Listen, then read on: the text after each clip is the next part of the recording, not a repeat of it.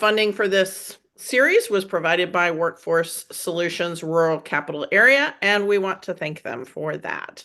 I want to introduce today's main speaker, Shannon Black, who has owned multiple centers and is now in the process of implementing a new business plan to open a new program. And she will be our host for the next little while. Thank you, Carrie.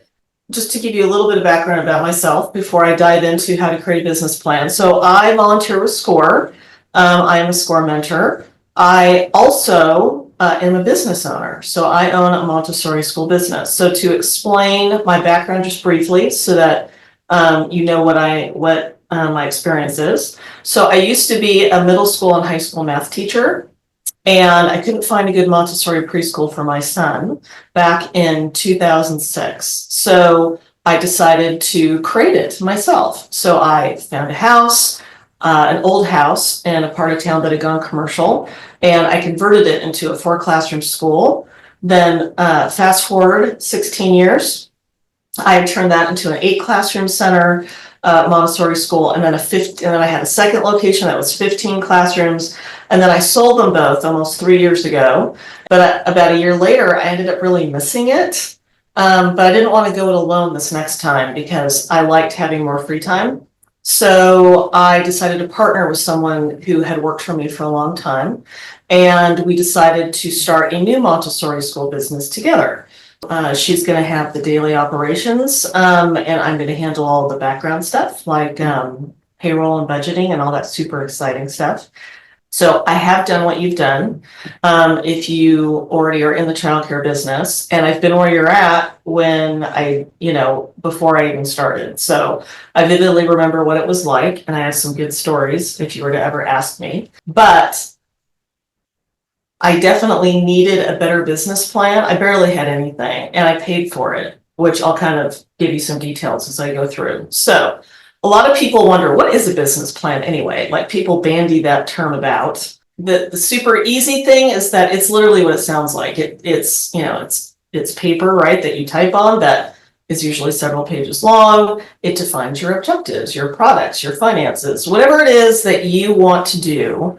It essentially lays it all out so someone can pick it up and read it and know what you're going to do, how you're going to do it, what your strategies are for marketing, how you're going to run it, what kind of staff you're going to hire, what your mission statement is, where you plan to locate if it's a physical location. It's also a roadmap. So it basically explains how you plan to grow, how you plan to scale, what your goals are, what goals you want to meet in a certain time frame, after a month, after a year, after 3 years. It identifies your strengths and weaknesses. So what's great about a business plan is that you can sit there and write down everything that you know, which feels really good. But then as you're researching and you're putting everything together, you start to realize, oh, I don't really know enough about that one thing that I just put down, which is great. That basically allows you to realize and acknowledge that there is basically a hole, right? That an area that you don't know enough about. And so you can start researching more, because the more information you have, the better problem solving you can do down the road. A business plan is also required by banks. So if anyone's going to loan you money, they will require a business plan, unless it's like your mom and dad. Maybe they wouldn't, but I still think they should get one, because it will definitely make them feel better and more confident in your ability to make the business a success. But all banks require one. All right, so one of the big things with why businesses fail, and why that's important, is that if you don't know where you can fail, then how do you prepare to be successful? You have to know, right? Like, what they are. So it's bad or no planning. So I'm going to throw myself under the bus several times tonight. So when I first started, I had all the info in my head. I thought, oh, I'll remember all this stuff. So I only wrote maybe a couple pages down, just the broad strokes, right? And that was a big mistake, because as I started to open and got close to opening, I realized, oh, so I have to have a fire alarm system? You mean the fire, little smoke detectors aren't enough? because minimum standards was almost 300 pages. And I thought I'd read it, but apparently not. I thought that I would be exempt because it was such a small operation, but no. So if I had planned better, if I had done more research, my business plan would have been longer. And I think I would have caught that as one of my big ifs that happened. People who choose to start a business without a plan, they have a much harder time, and a lot of them fail, and you don't want to do that to yourself.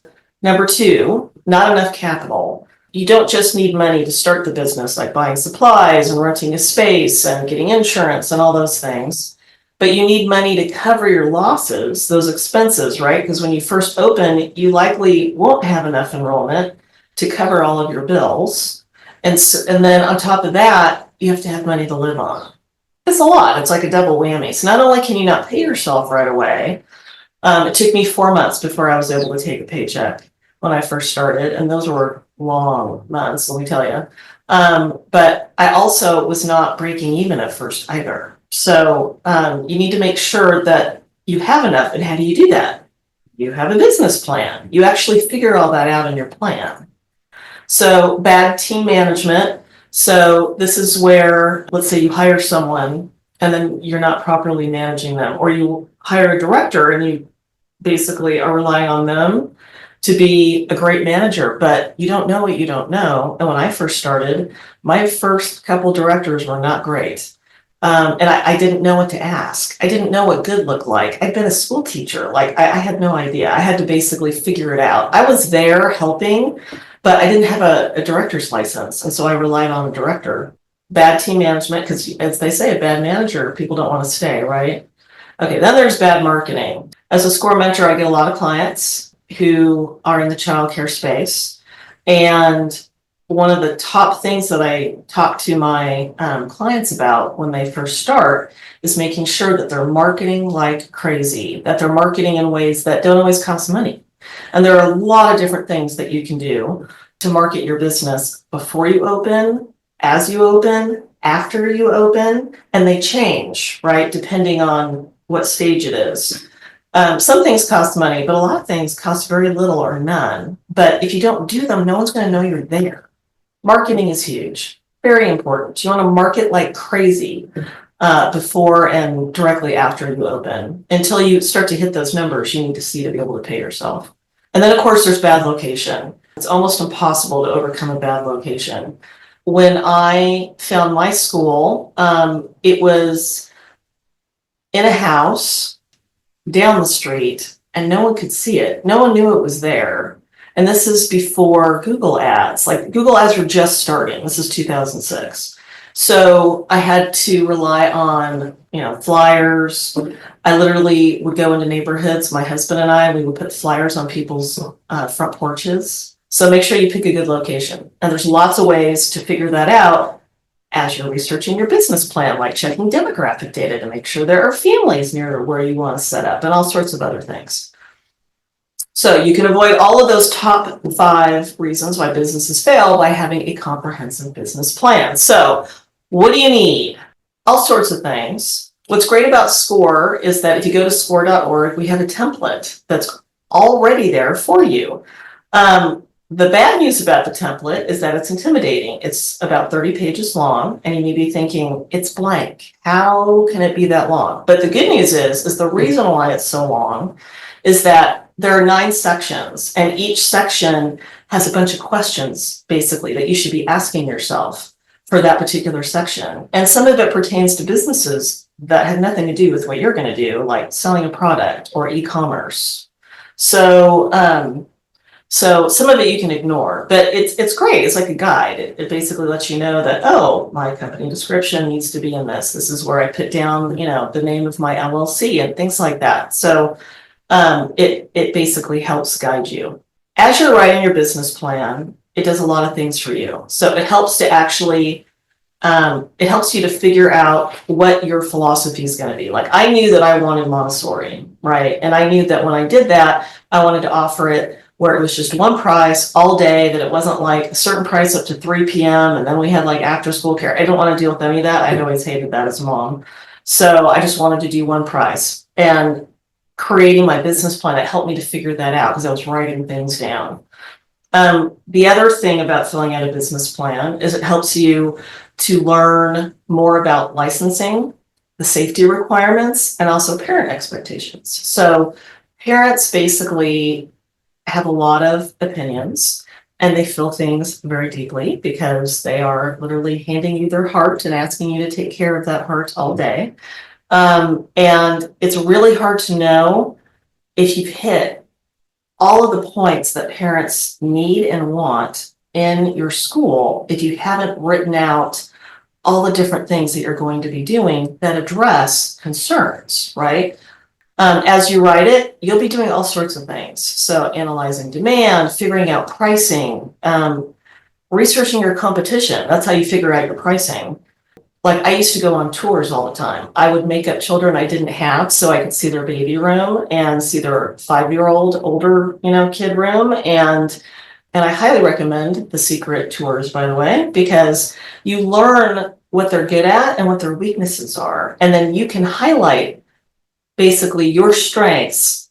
And then you can highlight that without ever mentioning the competition's name. But if the parent is going around and touring, chances are they will have had or will have a tour of that school, that competitor, and they'll remember, right? That, oh, well, they're really good at that particular thing because the other one, like maybe you have cameras and the other place doesn't, and that's a concern for them. They want a place with cameras, whatever the case may be. Having a business plan also involves numbers. For my business that I'm opening next month, I created a 36-month financial projection. And basically it lists all my expenses that I anticipate.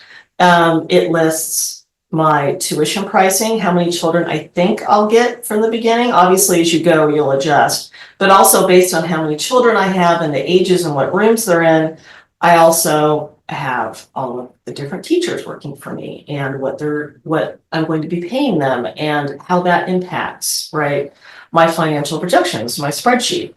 And because you're creating a business plan, you're figuring all of this out. It's awesome.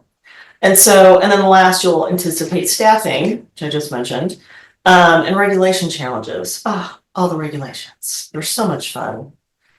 You'd think that the minimum standards book could be shorter, but apparently not.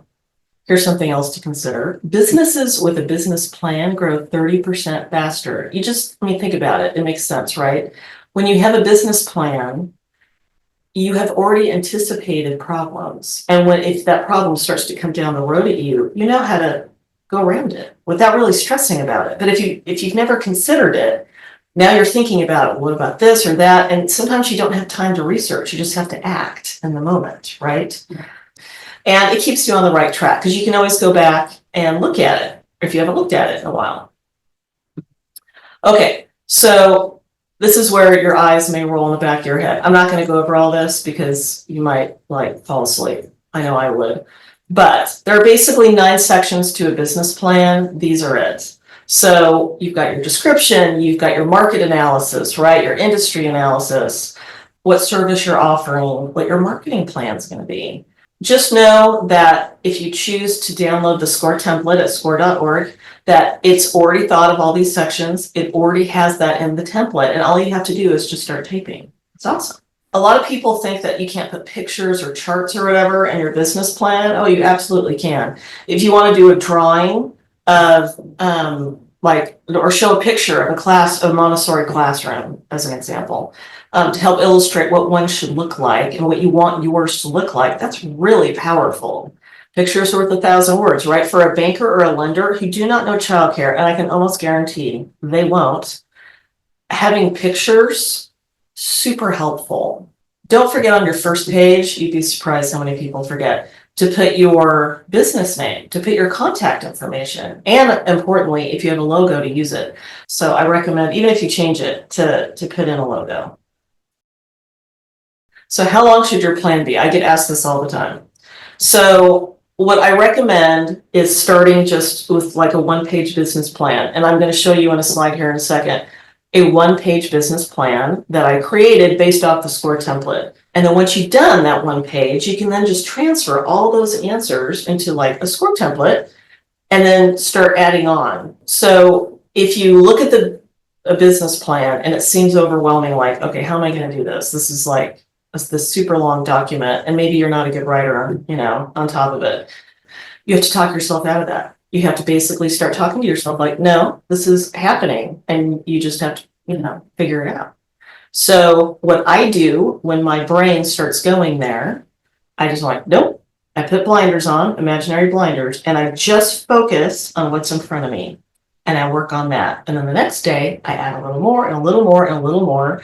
And before you know it, you will have a business plan with information in it. Just take it one step at a time, okay?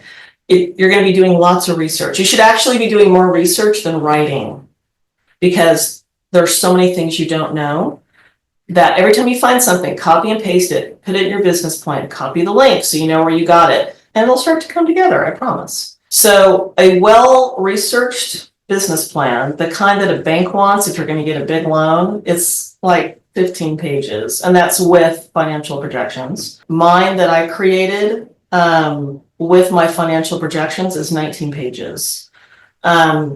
For the loan that I got to build my school. If you want more information on how to write a great business plan, this link will take you to, it's over 2 hours. It's like 2 hours and 10 minutes or something like that. 2 SCORE mentors who basically, it's a recording of a workshop they did on how to write a business plan using the SCORE template, and they go through each section. Super helpful. So, okay, so what's the most important point for each one? The executive summary is basically literally what it sounds like. It's a summary of your whole thing. And you want to do that section last. Like, you don't touch it until you're done with all the other sections, because you're basically going to take a couple of the main points from each section and basically put that in your executive summary. Someone should be able to read your executive summary and know what it is you're doing in a snapshot, right? That's what it's designed for. And then you go into way more detail on the plan. Your business description, like what you just wrote, it should talk about what your mission is, what your philosophy is, the kind of care you're providing. Your management team, who's going to be on it? How many people do you need to hire? How many leads? How many assistants? How many floaters? Do you need subs as a backup? Are you hiring a director? Are you going to be the director, but you need an assistant director, right? All that goes in that section.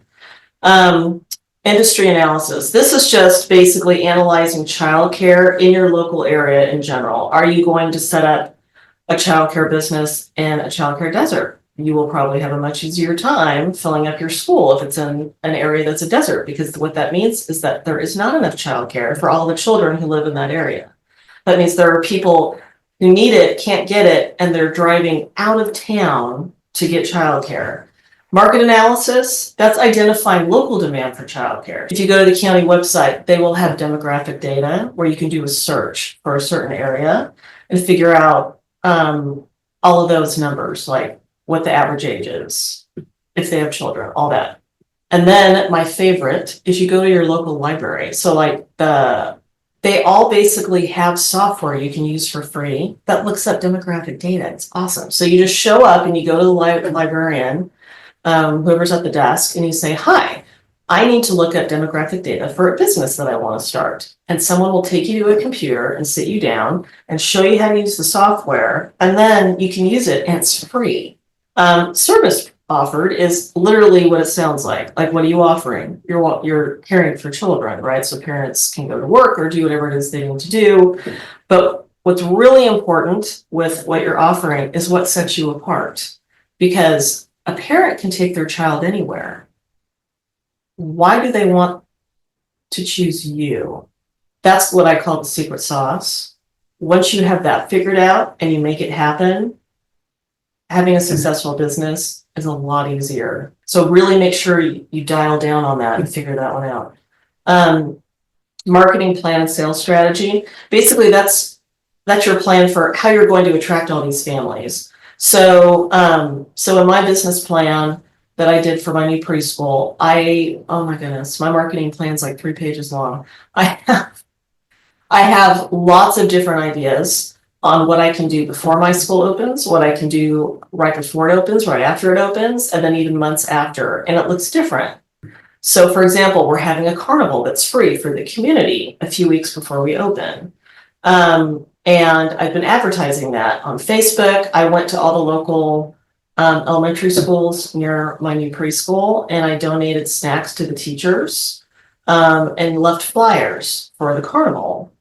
I donated children's books to the local library, and my only request was that the librarian email her email list and let them know that my school had done that. All of those ideas are in your marketing plan, right? And then your sales strategy is, what are you going to say on the tour? What are your tour documents going to look like?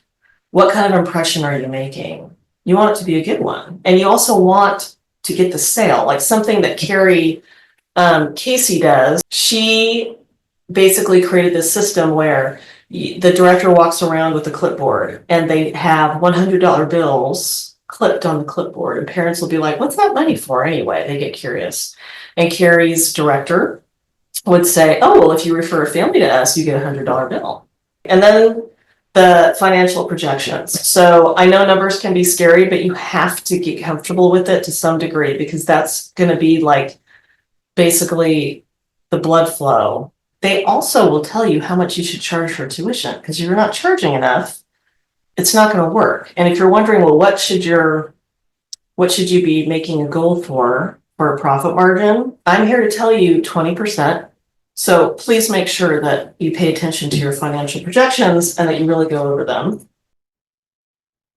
Find someone who can help you to start a business plan to help you. Like, you have to write it, but they can give you tips to make it better, right? Also, attend a square workshop. I still watch about, on average, one every 2 months myself, because I find it incredibly informative. Remember to start small. Remember, put the blinders on, because if you look up at the mountain the whole time, you're just going to psych yourself out and you're not going to be able to do it. So you have to talk to yourself, right? That you can do it.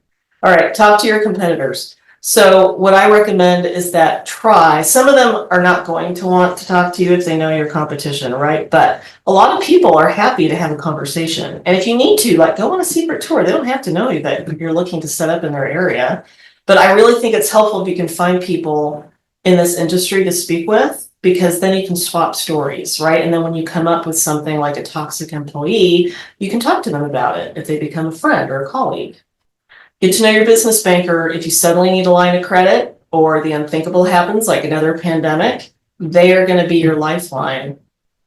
Track your progress. You don't know if you're making headway if you don't track it, right? You got to track your money. You have to track what marketing is working. You have to ask parents, like, what's working, what isn't, right? Be open to new ideas, because things change. You can't keep doing everything the same way. Be persistent, stubbornly persistent.